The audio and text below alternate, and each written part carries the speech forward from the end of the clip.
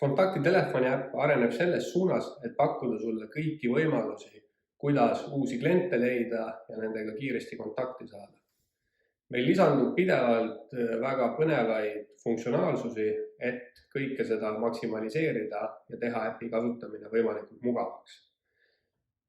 Ja üks selline funktsionaalsus, mille me oleme juurde lisanud, on just see, et aidata sul paremini aru saada seda, et milliste ettevõtetega sa oled varem suhelnud ja milliste ettevõtetega sa ei ole suhelnud ning näha nende ajalugu. Vaata juba äpist, kuidas kõike seda teha. Ja nüüd näitangi sulle äpist, kuidas seda ajaloo funktsionaalsust väga lihtsasti kasutada. Kontaktäpp ei asenda sinu CRM-lahendust, küll aga aitab ta kaasa sellele, et ettevõtete kohta oleks näha ajalugu, mis temaga tehtud on. Võtan siit lahti mõne ettevõtte ja kui ma olen selle ettevõtte põhiinfo, vastutavad isikud ära vaadanud, siis siin all on niisugune plokk nagu ajalugu. Ja kuvata siin kõik erinevad aktiviteedid, mis nüüd selle ettevõttega on tehtud.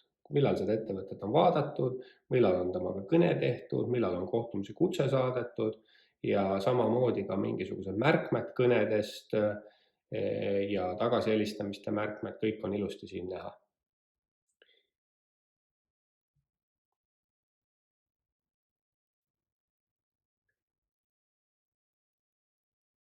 Ja toimib ta selliselt, et kui ma siit võtan nüüd mingi ettevõtte lahti, teeme siit näiteks ühe kõne,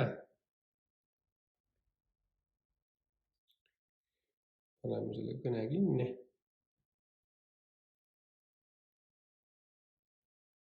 Siis peale kõnet, kui ma siia näiteks panen lisa tagasihelistamine, paneme siia